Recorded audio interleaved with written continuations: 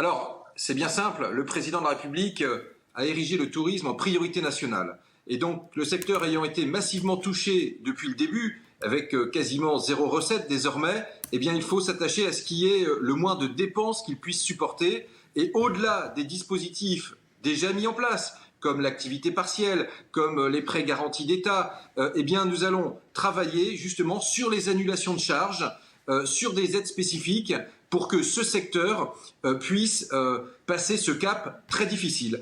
Donc nous réunirons avec Bruno Le Maire, Gérald Darmanin, le bureau du comité de filière tourisme. Ça représente justement l'ensemble du secteur. Moi, je réunis ce comité de filière de façon hebdomadaire chaque mardi et ensemble, nous construisons les réponses de façon très pragmatique, très concrète, parce que c'est un impact majeur. J'ai reçu ce matin, justement, pour vous donner un ordre d'idée, les chiffres des pertes estimées du secteur des parcs de loisirs.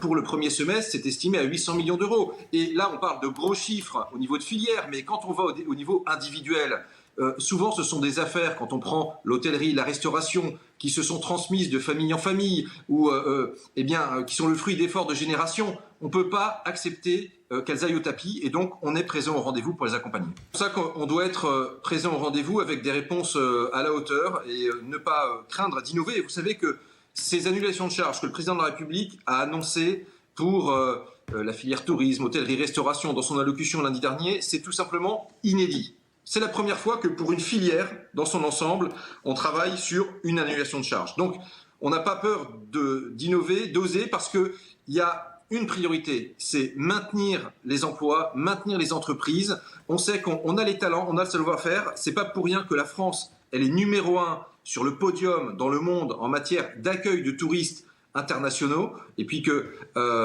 tout ça, c'est grâce à ce savoir-faire. Il faut le préserver et leur donner la capacité à repartir dans les prochaines semaines, prochains mois.